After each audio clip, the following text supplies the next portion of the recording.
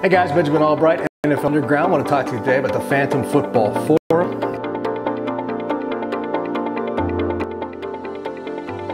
Designed to give you greater access to me. You get the latest intel, insider information, rumors, news, notes, injury information, Vegas lines, fantasy football, power rankings.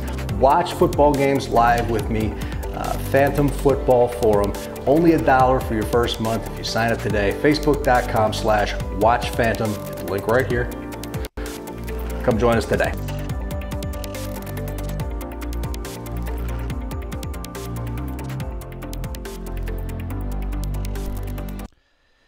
What up, everybody? Too loud? I'm Ari Tepkin, without a beard today. I am with 105.3 The Fan, right here in Dallas. And this is Showtime, which I bring to you every day at noon Central, right here on Facebook, YouTube, Twitch, Twitter, wherever you are, we are, as part of the Phantom Network. Phantom is the new world order of sports media. So thanks for checking us out, and thank you to our partners at Phantom, helping us spread the love for the Showtime show along the Dallas Cowboys pages, Dallas Cowboys America's team. Shout out to everybody there watching: Curtis Starks, Doris Coro, Jeff Gilbert, Greg Perkins. Also the Dallas Cowboys Report. Shout out to all you watching on the Dallas Cowboys Report page. And no comments there, so no mentions there. Silver and Blue Nation. Shout out to all the people watching the Silver and Blue Nation page, the Big Game James page, the Jobu Sports Reports page, the Law Nation page. My buddy Lawrence Thomas, Heather Johnson says hi. Hi, Heather. How are you? Watching on the Silver and Blue Nation page. And yeah, so thank you to everybody watching. I'll get to your comments as they start to filter in. We do the show every day at noon, if you're new to this, right here on Facebook, Twitch, Twitter, YouTube. Perfect. Got it all done. So post your comments. I'll get to them eventually. Hit the share button. And I it's funny because yesterday I did a show and I talked a lot about, the blue and white scrimmage, which was Sunday, and talked a lot about training camp because I spent all last week in Oxnard, California. And, but I think one of the things that I didn't exactly talk about. All right, my apologies. Hold on one second. And I think one of the things that I didn't exactly talk about, well, to a certain degree I did, because Jay brought this up. And, so I felt like it's important to get back into it as I've heard more and more discussions centered on Dak Prescott. Is he the guy? It's a big year for Dak Prescott. He's won 22 of the 32 games he started in the regular season, I believe. Was a very, very productive starter as the Offensive Rookie of the Year, and arguably the MVP of the NFL in his rookie year. Took a step back last year, which you could probably narrow down to an 8-game stretch that he played pretty poorly. But that's, to play the position of quarterback in the NFL means to be constantly criticized, unless you're, a few guys in the league: Drew Brees, Ben Roethlisberger, Tom Brady, Aaron Rodgers. To be the quarterback of the Dallas Cowboys means to constantly be criticized. Bear with me for one moment here, folks. One moment.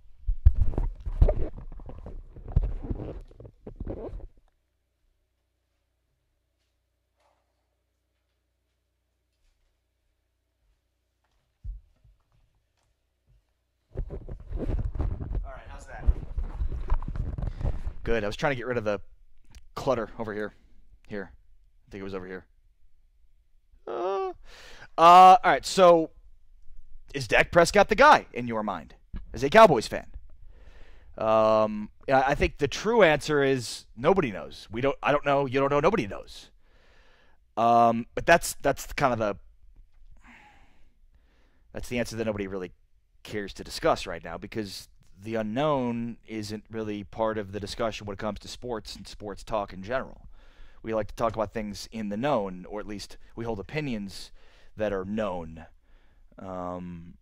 So while my opinion is, well, we don't know.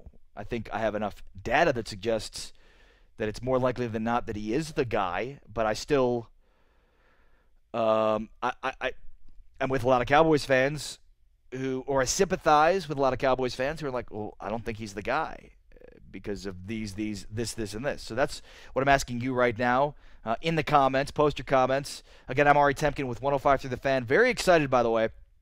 I'm the pre- and post-game host of the Dallas Cowboys and the Dallas Cowboys Radio Network, 105 Through the Fan, locally in Dallas.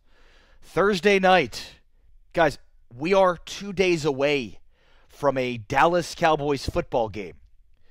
And really, when you think about it, like a day and a half. Tomorrow's Wednesday, the day after that's Thursday. The pregame show, by the way, starts at 7 o'clock. 7 o'clock Central on the Dallas Cowboys Radio Network. So I'm excited about that with Jesse Holly. I'll be doing that pregame show. And then the games, San Francisco and Dallas. And then the postgame show. Should be a fun night, Thursday night, as the Cowboys start the preseason. All right, let's see here. Joe Deasy invites Kevin Hartwick to watch. Jenna Garcia says, what's the best food in Dallas? It's a great question. I've been to some pretty good restaurants. There's some good places kind of by the radio station at like Central and Fitzhugh. There's a place called Nick and Sam's that everybody swears by. That's really good downtown. I haven't lived here enough to know for certain, Jenna, but I'm certainly on the quest constantly to find that answer. AC, my buddy, Andres Cantu, who should be working right now, says, no, Dak is not the guy. Deshaun is. Hashtag IJS. I don't know what IJS means, but since you're a Texans fan, your opinion doesn't matter. Kevin Hartwick says hello. Hello, Kevin Hartwick. Chris Bennett says you finally shaved. Joe Deasy says, been saying it, Ari. What have you been saying, that I should shave? Here's the deal with the shaving. I tried to trim the beard yesterday. The beard was a little too... My wife told me I looked a little homeless, which probably means you need to shave a wee bit. So, or trim it. So I tried to trim, and I did the guards backwards.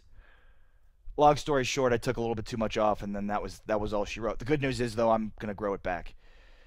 Larry Mannix, who, by the way, in his profile picture is wearing what appears to be a Dallas Cowboys shirt, but not a Cowboys fan, and is a Dallas fan in every other thing. Apparently not a Cowboys fan, though.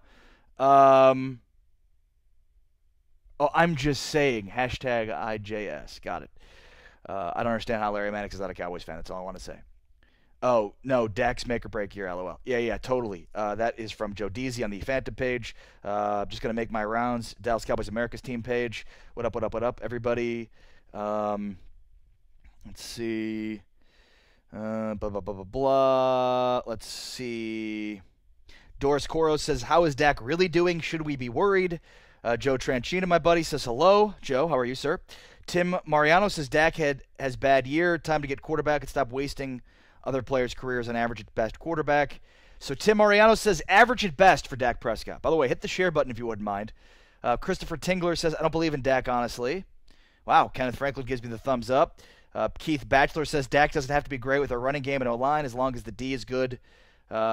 Managed to score a bunch of points, managed not to turn the ball over.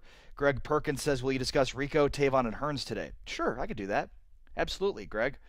Hit the share button, and I absolutely will. Rico Gathers, real quickly, it's a pretty, it's an odd unknown. He seems to perform. We saw him perform pretty well. Caught a touchdown pass, the blue and white scrimmage. He had the really high-quality preseason game. He's buried in the depth chart at 4. I'm excited to see on Thursday night how he does again. This is a unit, the tight ends, that are in need of a guy to take the reins. And right now it's Blake Jarwin and Jeff Swabe, two guys that aren't exactly pass catchers. So, I'm not really sure what's going on with Rico Gathers. Either he's not developing, the Cowboys are developing him, but he's buried in the depth chart at 4. As far as Tavon Austin's concerned, Tavon's had a good camp. What I noticed from him is he didn't look as explosive, but he's made some nice plays down the field. We saw that in the blue and white scrimmage. He had a great catch. He also yesterday was used out of the backfield for the first time that we've seen at training camp. And then Allen Hearns, I haven't seen much from at camp. He didn't stand out much at all. As what Gallup stands out, Tavon Austin stands out, Cole Beasley stands out. Allen Hearns hasn't really done much to stand out in any capacity whatsoever. Paul Jackson says, I seen Dak in college. He has what it takes.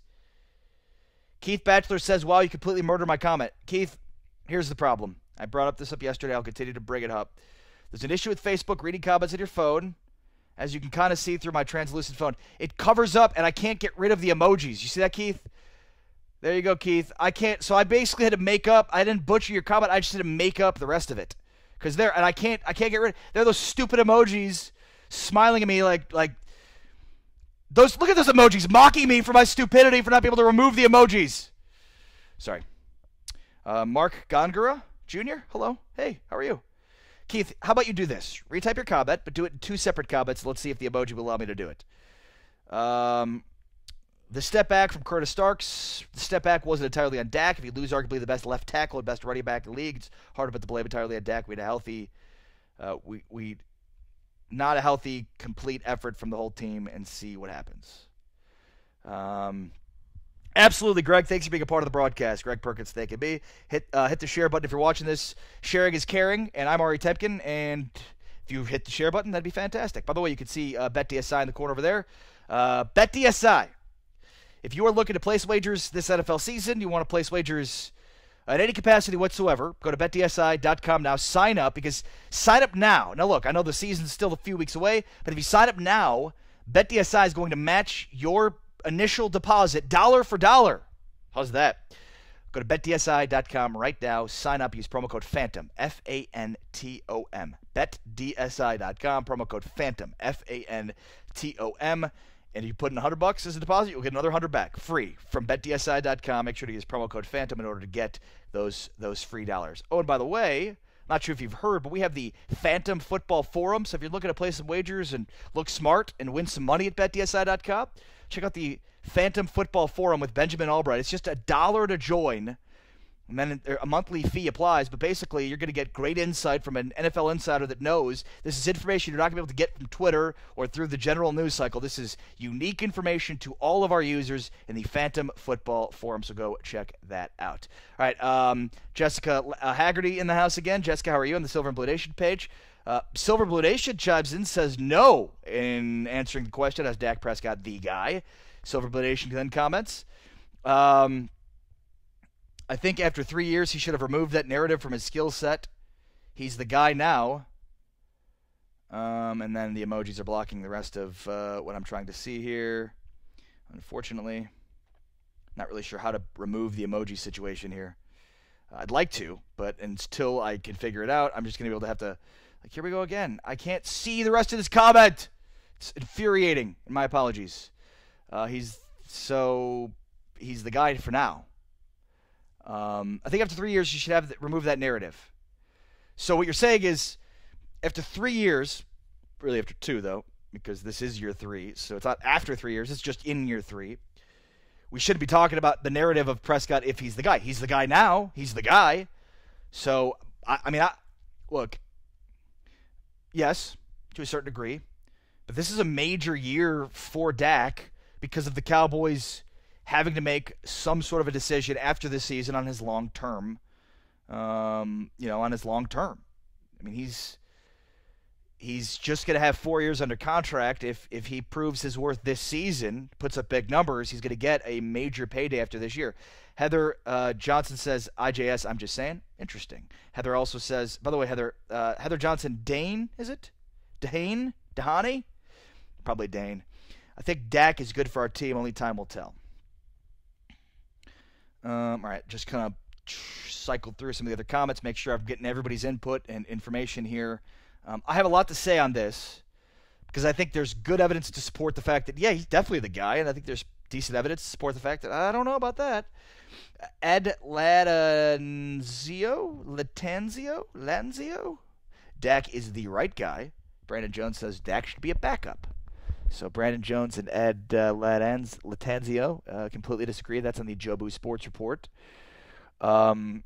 Give me a little bit more though than Dak should be a backup. I mean, give me why if you don't think Dak Prescott's the guy, well, give me the reason for why you don't think he's the guy. Just saying no or yes or or he should be a backup doesn't really give me sufficient sort of information to either agree with you or disagree with you. Joseph Blackburn on the Dallas Cowboys report page. Ding, ding, ding. No, can't throw the long ball.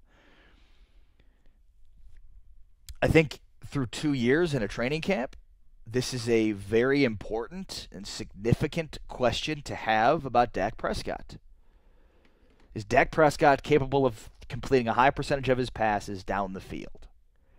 And if the answer is no, which through 2 years in one training camp seems to be the case, then there's major question marks on whether or not Dak Prescott can be the guy, right? Because the ability to throw the football down the field consistently is one of the most important components of a starting quarterback in the NFL. And truthfully, as much as I've been optimistic about the Cowboys' offense this season, so much of their success on the offensive side of the football depends on Dak's ability to keep the defense honest at times with a consistent deep ball. And, look, I spent a week at training camp last week in Oxnard, California. I've now, as opposed to seeing with my own eyes and therefore being able to draw my own conclusions, I'm relegated to now reading and seeing tweets that then disseminate this information to me. Dak Prescott hasn't looked great at camp, but the area where he's probably looked worse is on the deep ball. Now, the question marks on his deep ball accuracy have been there throughout the course of his career. Probably the reason that he was drafted in the 4th round of the NFL draft, right? So, but at the same time, there's been a significant turnover in this roster, especially at the wide receiver position. So there are legitimate excuses for what we've seen from Dak Prescott so far in the deep balls. But I think a very, very, very important reservation to have about Dak Prescott because he's yet to answer the bell on that. Joe Deasy says Brandon Jones should be a fan of the CFL. Wade Zetterberg says made it back. Wade made it back. What up, Wade? TJ Carpenter chimes in. He's a guy. I mean, unless he doesn't want to be anymore he's a guy. I mean, unless he doesn't want to be anymore at some point, that's an individual's private choice. Leave it up to TJ Carpenter to confuse me with taking my question literally. Thank you, TJ, for literally taking my question literally.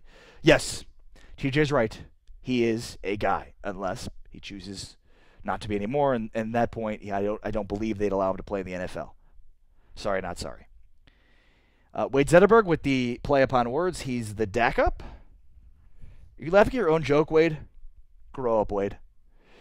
Joe Deasy says, so tell us what you see, Ari. Gabe Gonzalez watching. TJ Carpenter in the house. Josh Grantham watching. What's going on, everybody? With the wide receivers the Cowboys have, they certainly won't help Dak. Zeke can't carry the entire season. So Joe Deasy wants to know what I think about it. I mean, I think the majority of his career, which hasn't been very long, but the overwhelming majority of his career so far suggests that he's the guy. ... With obvious limitations in his game and the ability to consistently throw the ball down the field. That's a problem, right? But I also think that it's not like he's incapable of completing passes down the field. We've seen him with the deep throw. It's funny because Albert Breer had an article that came out today quoting Dak Prescott, basically talking about, well, I think I did too much last year. I was trying to do too much last year. And so basically what he was saying was he wasn't necessarily focused on what the defense was trying to give him, that he was trying to prove everybody wrong, and that he was, he took so many chances with the deep ball, and that he was reliant on the deep ball. And, I think there's truth in that from a standpoint of, he probably took too many chances, especially, after Zeke Elliott started missing games and Tyron Smith and all that jazz. But, this notion that, well, he's a scheme guy. He's good within the confines of the scheme with these other guys. That shouldn't be a negative. That shouldn't be, there are very few quarterbacks that are going to be successful independent of the situation that's been presented to them. I mean, and especially when you compare him to the other guys that he was drafted with. I don't think there's any question. If you redrafted from a couple of years ago, you'd have Carson Wentz probably 1, Goff 2, but Dak Prescott 3. And even then, I'd make a case for Dak.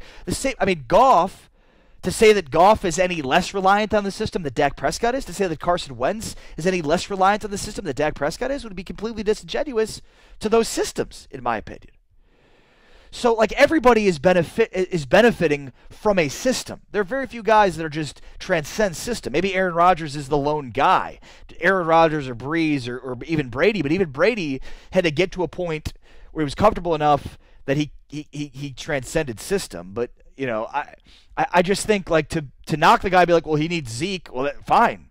All great quarterbacks are going to need a running game, an offensive line, some pieces on the outside. Like, that's football. Football is a sport of cohesion and unity. It is a sport of 1 through 11. It's not an individualized sport where Jordan or LeBron can completely dominate and therefore take his team to the finals every year. All right, check it in now. Back on the Dallas Cowboys America's team page. Let's see here. Norman Lerma says he needs protection. No question. John Damasio says bust. John, he's a 4th-round draft pick. My goodness. John Damasio also says can't get the ball downfield. Kevin Causey says, do you think Dallas needs a back running back to help Elliott? Not really. Curtis Stark says, as far as throwing the ball down the field, you need time and receivers getting it open down the field. Well, sure. But, you know, I think part of that is scheme. Part of that is the individual talent of those players. I mean, I think there's a major question, Curtis, about do they have those guys now on their roster? You know, are they going to consistently be looking at Deontay Thompson? I mean, I think they want Gallup to develop into that, and hopefully he will, but, you know, Tavon Austin potentially. Tim Mariano says 13-3 season was all Romo helping him, losing faith in Dak. That I don't agree with. I don't know that Romo helped him out much. First of all, Romo wasn't there for most of the beginning of the year, and then when he came back, I'm sure he helped, but I think Dak, leaned a ton on Mark Sanchez. And Mark Martinez agrees. No, he wasn't at his year all year. In fact, I mean, especially early on, he wasn't there because he was rehabbing from the injury, trying to get back, and then he was pushing to get back. He wasn't trying to help Dak. There's no way that Romo's trying to help the guy that's taking his job. And remember, Romo didn't know that Dak was taking his job until after it was too late. It had already been taken. James Butler Jr. says his accuracy was off last year, and he seems like it's off this year. He has to improve, bottom line. Yeah. Especially, I mean, the accuracy on the deep ball. Yeah, I agree. The short routes, the intermediate routes, he seems to be pretty consistent getting the ball there. But there's certainly questions, and I think legitimate questions about his ability to consistently connect down the field. Rudy Montemayor says maybe Dak could use a veteran quarterback coach. I don't think that's going to make a difference. Mark Martinez says they need to hire Romo as a coach. I don't think that's a good idea either. I've been pretty consistent with this on Romo. I don't think Romo would make a good coach because a lot of the things that Romo did aren't really teachable. That's the thing is, like, Romo had this unbelievable sense for when the rush was coming and how to escape the rush. Like, Romo had this ability to call play at the line of scrimmage based on the defense he was diagnosing. Like, that's not something you do as a coach. Or, like, they'd call play in the huddle. It's go to the line of scrimmage, and then Tony Romo would look at the defense and be like, all right, cool, and then change the play. You're not doing that as a coach. So, I think Romo was such a smart player. And by the way, he developed into a smart player. He didn't have to start and play meaningful football games for this team well into, his 4th year with the Cowboys? So, he became a smart quarterback over time. He had a lot of time to learn. He also had the luxury of having such a smorgasbord of crappy quarterbacks for, an extended period of time between he and Troy Aikman. Tim Mariano says Dak's system of Dak and dunk is weak. David Saldivar says, what do you think our record will be? David, I'm on the record as saying 10-6. I think this team has a ton of talent offensively and defensively. I think they have a lot more talent defensively than I anticipated going into this year before I made it to training camp. And at camp, I saw a lot of talent on defense. They are pretty deep at the secondary, especially at the quarterback position. Great depth at their linebacker position, which is very new this year. So I think they have a ton of talent. To me, the biggest thing holding them back is their head coach. And a point I want to make here in a moment, but I want to make sure everybody hits the share button for me. If you would, hit share. Thank you.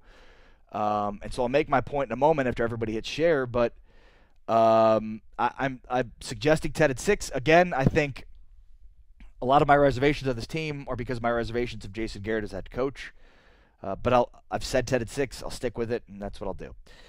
Homer and Emma Ramirez says these receivers are special to watch.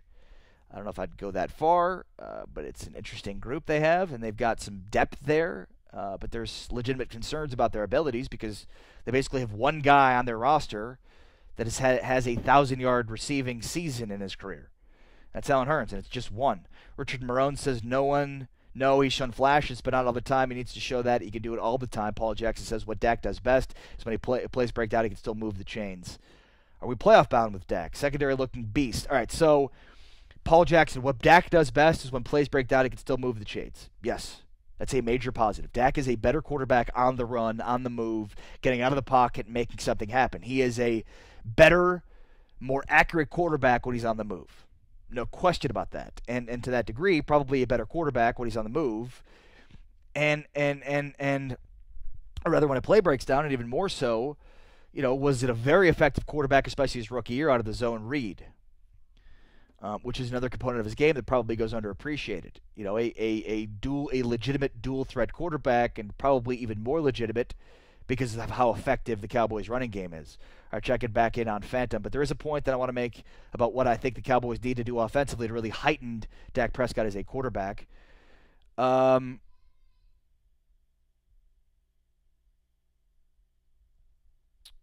the West Coast Cowboy in the house. What up, Tyson? How are you?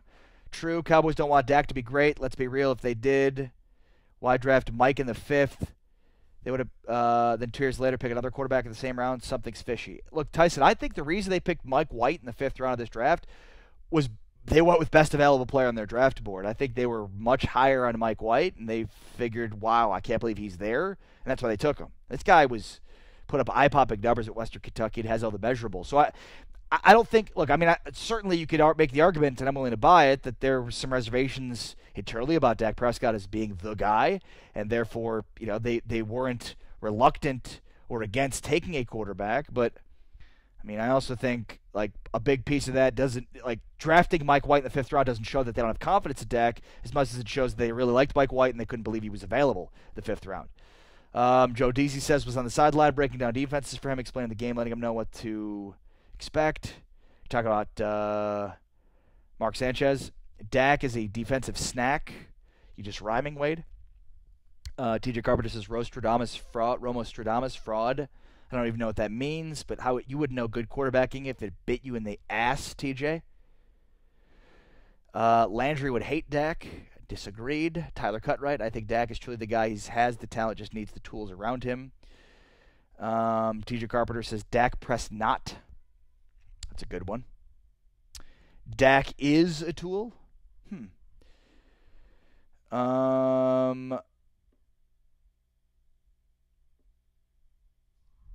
David Alejandre says, I don't know if you addressed this. Do you plan on talking fantasy football closer to the season? Sure. I'll talk fantasy football. What do you want to know about?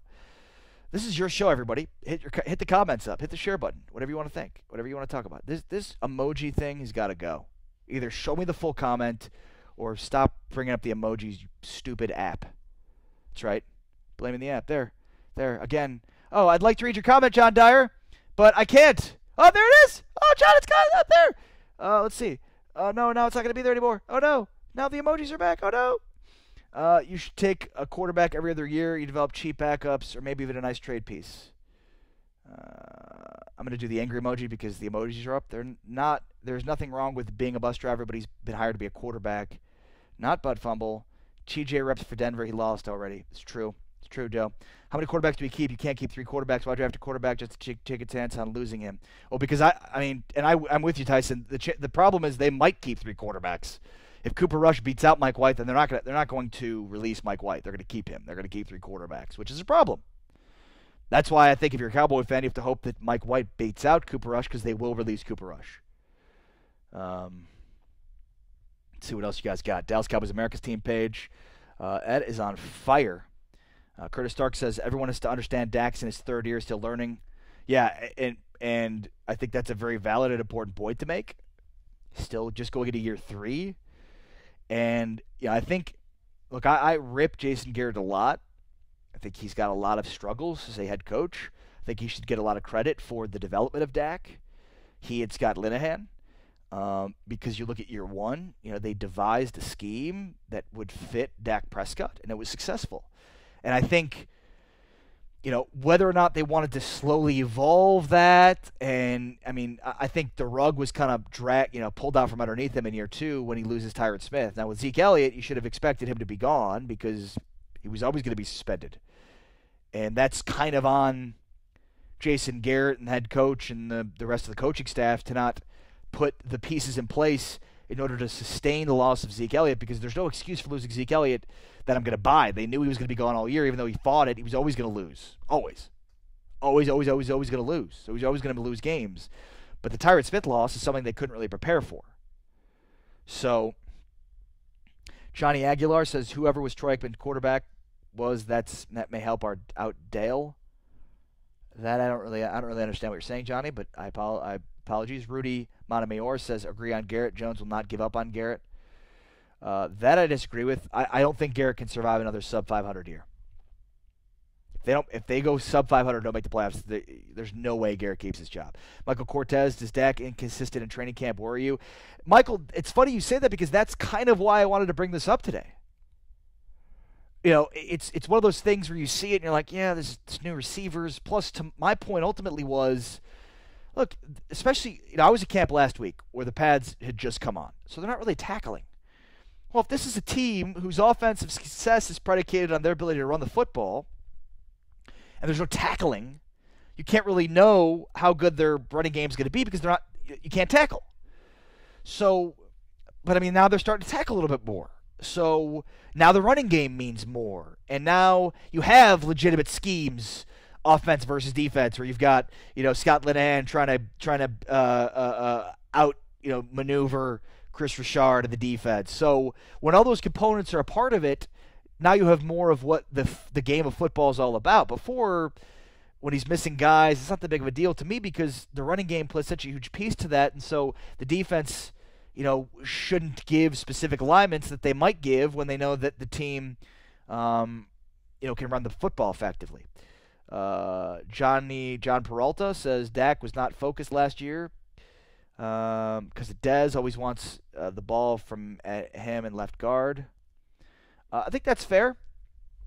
And also Jason Witten too, guys. That's what Stephen Jones said that really ticked off Dez, but didn't include Jason Witten in the comments from SiriusXM NFL Radio. But the bottom line is, yeah, Dez was in his ear. I think Jason Witten too. He could become a liability at times last year in the pass catching area, and he wasn't coming off the field. So I think it slowed down the offense a little bit. So beyond the Tyron Smith, Zeke Elliott piece, Dez being in his ear, always calling for the ball, and at times Dak forcing him the ball to try to acquiesce to Dez, plus Jason Witten always being on the field. Dragging this offense along. Those were two pieces that maybe hurt Dak Prescott's development last year. Greg Perkins says, I'm calling it. If Garrett doesn't pull off at least a playoff push, Chris Richard will be our next head coach. Yeah, and it's funny because, Greg, I've been talking about that too. Larry Johnson says, go get a real coach. So Chris Richard's a media darling. Everybody, fans love him. They love his attitude. If you go to DallasCowboys.com, Brian brought us some great quotes, but they have officiating crews at camp to kind of help them figure out, that officiate the 7-on-7, 11-on-11 stuff, but also give them an idea of the things that the NFL officials are trying to stress, and on and on and on. Well, I guess Chris Richard thought they were getting a little handsy, the offense, on his defensive players on a deep ball, and so he basically asked the ref why there wasn't a flag for the offensive pass interference. The ref kind of blew him off. And anyways, the ref, I guess, eventually started to explain it, but wasn't looking at Chris Richard in the face, and he was like, you treat me like a man and look me in the eyes like I'm looking at you. And it's like quotes like that where you're like, God, this guy's a football guy. He's not like this completely sanitized, robotic, I'm a coach, I clap, and now I say this kind of head coach that, Garrett does himself no favors with the way that he presents himself to the media. And look, he saves face a little bit when it comes to the way that he does the walk and talk and sort of makes himself I think more accessible to the media to a different capacity that gets the media to tell different stories about him. But the bottom line here is Garrett does himself no favors with the way he presents himself. Chris Richard does. He's the media darling. If stuff starts to go south for Jason Garrett, there's going to be a lot of calls for Chris Richard. Jerry's going to fire Jimmy Johnson to keep Jason Garrett. What? That's from Larry Johnson. Also Bill Parcells. David Saldivar says 12-4 this season. Sounds crazy, I know. Yeah, a little bit. But that's okay. Confidence is best used at the beginning of the season. Dallas Cowboys report, check it back in on that page as well. By the way, I'm Ari Tepkin, as you may or may not notice from the this little handy-dandy thing below me. I am with 105.3 The Fan in Dallas. You may have heard me on the morning show this morning, yesterday morning, and the rest of this week. I'm in for RJ Choppy with Sean Sharif and Roy White on 105.3 The Fan. Check it out. Also, I am the Dallas Cowboys pregame and postgame show host on 105.3 The Fan and the Dallas Cowboys Radio Network. So if you're in Texas, if you're in the great city of Dallas, you will hear my voice on the pregame show with Jesse Holly and the postgame show. So, but excited to be a part of Phantom, the New World Order of Sports Media, streaming live every day at noon with a little show we call Showtime with myself, Ari Temkin, right here on Phantom, the New World Order of Sports Media. Ed, let's see here. Well, Zeta Connor says Dak will be okay. There are a lot of changes Dallas has done. He'll be okay. I think it'll be more Dak friendly. I just hope we have another Quincy Carter on our hands. And then she gives me the LJS again, which has constantly come up on today's show. It's like this elaborate Seinfeld episode where people keep saying LJS, despite the fact that I don't remember now what it means again. LJS. Let's see here. John Patrick says hello. This is on the Silver and Blue Nation page. John Patrick also says, I think he's perfect for the type of game we want to play. Run first offense. He's a running quarterback. I agree with that too. Heather Johnson Dane says it's the same on my end too with the emojis. It's really annoying. You try to expand the comment. You see the emojis. You can't get rid of the emojis. It's horribly annoying, especially when I'm trying to read longer comments. John Patrick says, is Rod Marinelli in the hot seat? I mean, unless you think he's already been replaced. Chris Richard is the passing game coordinator.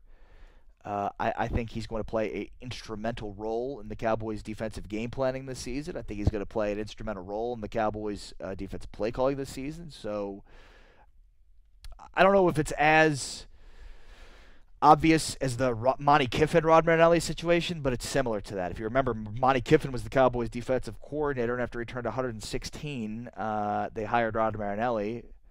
And then basically pushed Monty Kiffin out, but he kept his job. And it was kind of the same thing. Rob Marinelli was like the defensive line coach.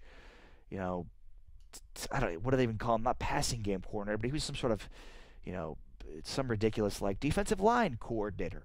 But Rob Marinelli was the defensive coordinator. Monty Kiffin was up at the booth, I don't know, drawing in his coloring book or something. And I think the same situations playing out this year with Chris Richard and Rod Marinelli. It's amazing. Rod Marinelli's looking around like, oh, damn, I guess it's happened to me now. But Rod Marinelli's a Vietnam veteran, an amazing dude, has been a great defensive coordinator his entire career, great defensive line coach. Players swear by him. All around great dude. So, they're trying to usher in this new Chris Richard era while ushering out the Rod Marinelli era. What's interesting, too, is, Marinelli comes from the Tony Dungy, Lovie Smith, cover 3 base group where corners are playing off wide receivers. They give them that cushion. And Chris Richard leads you to boom, aggressive, up on line of scrimmage, press corner guys. So, and we've seen a lot of press coverage, a lot of press corners here. We're seeing guys play up on line of scrimmage. So that should tell you how much of an impact Chris Richard has on the defense overall. Kevin Melton says, dumb move letting Dak replace Romo. Maybe cost them a Super Bowl. He also said, no, next question on his Dak Prescott, the guy. Cost them a Super Bowl. Maybe cost them a Super Bowl from Kevin Melton. And what's crazy is a lot of people feel that way, not just Kevin Melton. In fact, if my buddy Jeremy Mandel's watching it, he feels the same way. In fact, Jeremy Mandel is less of a Cowboys fan now because of the way they treated Romo. Look, Romo, the unfortunate circumstance of Tony Romo was that by the time they had everything right for him, great offensive line, great running game, it was too late. They had this completely tailor-made offense built perfectly for Tony Romo's specifications, and by that time it was time for him to move out because, let's be honest, Romo was breaking down. I mean, Romo, every hit sustained was an injury. That was where he was. He got hurt, had the offseason, came back, played the preseason game, took a hit, out, missing time. So, look, this is a guy that played through broken ribs, a collapsed lung. I mean, this is a guy that was a gladiator in this sport. And in my opinion, Tony Romo is a Hall of Fame quarterback. He won't be. He won't ever make the Hall of Fame, but he's a Hall of Fame quarterback because of how great he was and how he dragged a lifeless franchise that missed 1 year on like 15 draft picks. He dragged them as close as he could get it to the finish line. So, Wade Zetterberg says that Monty Kiffin reference was brought to you by Centrum Silver and Depends. Monty, by the way, not spelled like Monty Python, but instead spelled Montie.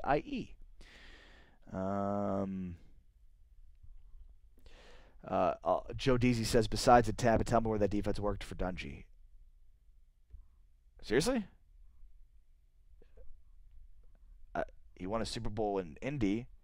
The guy he beat in Indy was Lovie Smith, who ran the same defense in Chicago with the Bears. I'm not going to be a cover 3 defender in any capacity, but it worked in Indy. They won a Super Bowl. It worked in Chicago. They didn't win a Super Bowl, but they had a dominant defense for a long period of time. And I hate the cover 3.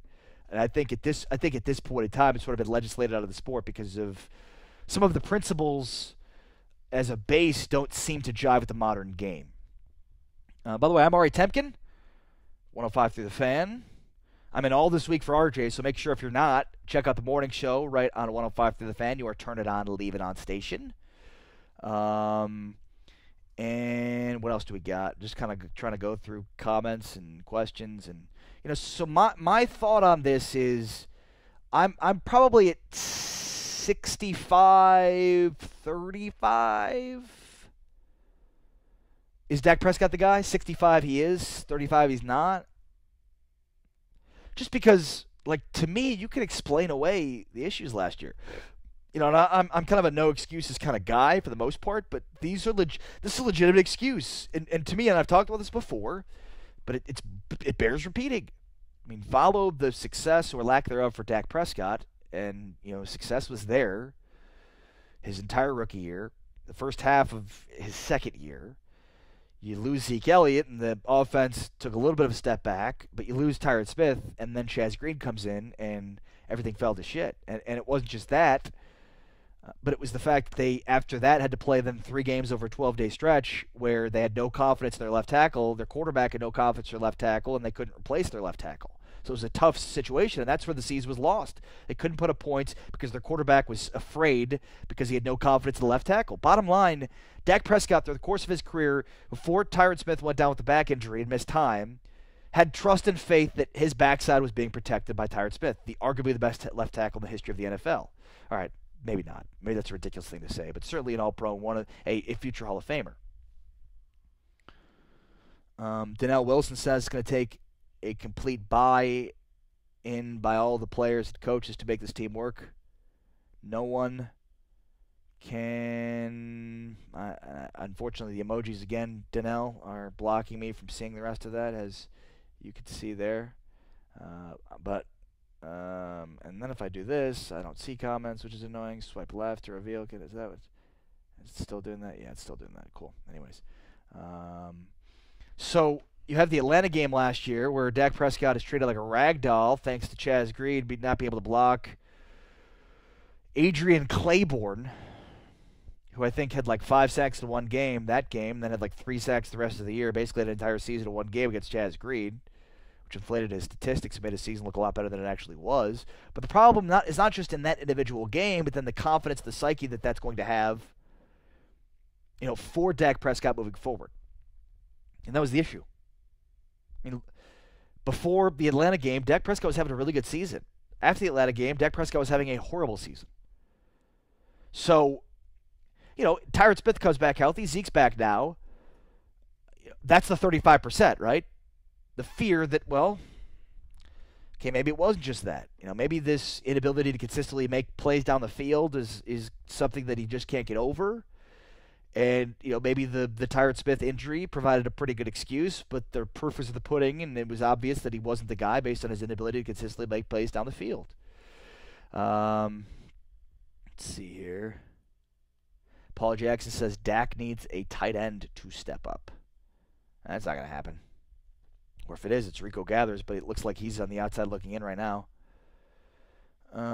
Let's see what else we got. Michael Cortez wants to know about Bo Scarborough. Maybe he makes an impact this year, but I'll be honest, I don't think you should be rooting for that because Zeke Elliott is going to get the majority of the carries and the production this year, and if he doesn't, then Bo Scarborough could be in line to get it, but that's not a good thing for the Cowboys. Cowboys don't want Bo Scarborough to have a great year this year or make an impact this year because Zeke Elliott's going to be making a huge impact. And if Zeke Elliott's making a huge impact, you don't need other guys to be carrying a load for this team. Curtis Stark says Romo's one hit away from retirement anyway. Well, I mean, he was. He got hurt and retired. Curtis Starks also says suspension and injuries killed Dak. Just let everyone stay healthy and not suspended. Dak is going to be good. And I agree with that. I mean, I think that's where the 65 comes from. Is look, we have a catalog of success from this guy that suggests he's the guy. And yet we have evidence that suggests he's not the guy, but that evidence is pretty obviously related to the loss of Tyron Smith and Zeke Elliott last year, and maybe more specifically than Zeke to Tyron Smith. And the lack of confidence he had in Chaz Green and other replacements for the Cowboys that couldn't get the job done in Tyron Smith's stead. Now you might be saying, well, that's all well and good, but what's the likelihood that Tyron Smith stays healthy for all 16 games this year, gets in the field for all 16 games? That's a viable point. I guess my rebuttal to that would be, well, they've got Cam Fleming now. So they have a different swing tackle that, though he's not going to be Tyron Smith, could potentially do a better job in replacing Tyron Smith. John Dyer says, speaking of Cover 3, does Dallas have a Cover 3? Dallas does not. I've tried to speak to the owners of Cover 3 about expanding to Dallas, and so far, no can do. So, John, you got that on me. Wade Zetterberg says, Romo does not belong in the Hall of Fame. Come on. Disagreed. Put up ridiculous numbers. One of the most analytically clutch players in the history of the league, despite his reputation. Tony Romo, if you didn't watch a lot of Cowboys games during the Romo era, you may not have understood how good he was. But that was a bad team and a bad franchise in a bad spot. Tony Romo never had a top 10 defense. Never. Not once. No top 10 defenses. Once. Had, at times, a good running game, never a great running game. His best running back was Marion Barber. 1 year of DeMarco Murray where he ran crazy. Never had a great offensive line except for 1 year. So, I mean, Tony Romo, in my opinion, is a Hall of Fame quarterback. He's never going to make the Hall of Fame, but he's a Hall of Fame quarterback. Jenna Garcia says, Ari needs a new phone. Stick with Apple.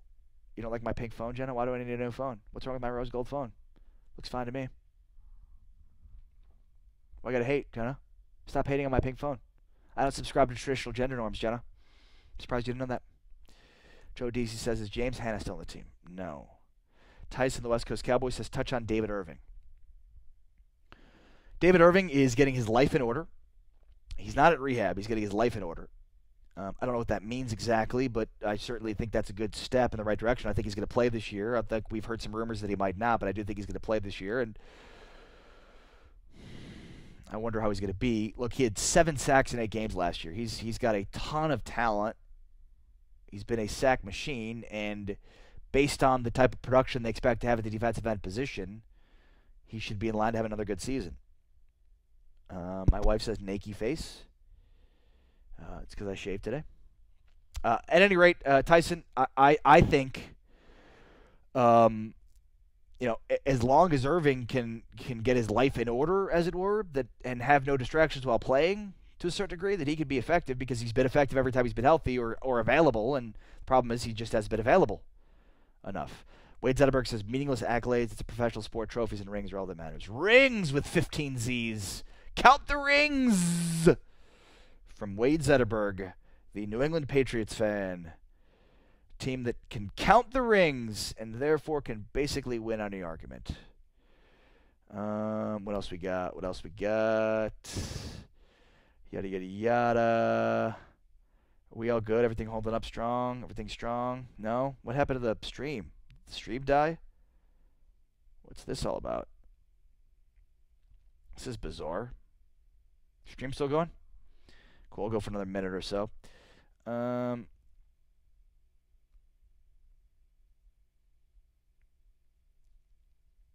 probably my phone. It's probably my rose gold phone that's messing up right now. I think I saw one comment that said, let me try and get back to it.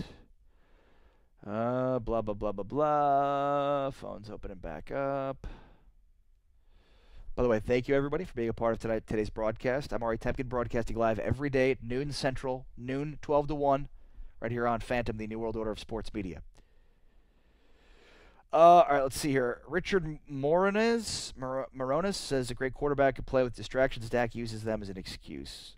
I mean, look, he's just finished his second year. I'm a no excuses kind of guy, quite frankly, but I think they're legitimate excuses for a quarterback that just finished his second year, who was a fourth-round pick, by the way.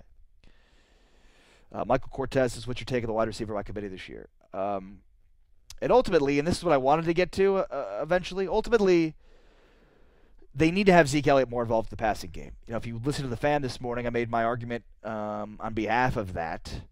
I just don't know what else to say, but last year, especially, the Cowboys were at the bottom of the league in almost every category when it came to using their running backs in the passing game. Makes no sense. Jared Goff last year led the league in screen passes for touchdowns. Jared Goff last year had over 500 yards of production from the screen pass. Ben Roethlisberger threw screen passes on 13% of his passes last year, which was third in the league. Le'Veon Bell, Todd Gurley, Drew Brees also had high screen pass percentage, also had high screen pass yardage. Alvin Kamara. Like, here, if we're talking about the four of the five best running backs in the league, Kamara, Gurley, Zeke, and Bell, right? Every other team is utilizing the running back in the passing game except for the Cowboys. Wake up, Jason Garrett. Utilize Zeke Elliott more in the passing game. That is their key to success in the passing game. And I believe, to answer your question in a roundabout way about the wide receiver by committee, I believe if Dak gets Zeke involved in the screen game, the passing game, that will open up a ton for Cole Beasley. That will open up a ton for Allen Hurns, Michael Gallup, and the rest of this crew. That Zeke Elliott's ability to run the football is one thing, but Zeke Elliott's ability to be a contributor in the passing game, one, will save his production, save the wear and tear, but two, and most importantly, I think will become huge for the rest of the receivers, especially because you start to get Zeke involved in the passing game. What are you going to do? You're going to put linebackers on him? If you put linebackers on him, then you're not going to be able to really double guys. So you create the mismatch with Zeke in the passing game, and things open up for you all around the field. All right. Salute, everybody. Thank you to all of our partners. The Dallas Cowboys America's Team page. Make sure to like and subscribe to that page. Dallas Cowboys Report. Like and subscribe. Law Nation, Silver and Blue Nation, Joe Boo, Big Gabe James, the Dallas Prospect. Thank you to you for participating in today's show. I'm Ari Temkin from 105.3 The Fan. Make sure to check me out again tomorrow morning on the morning show on 105.3 The Fan. And also make sure to hit me up on the friend requests so that you always get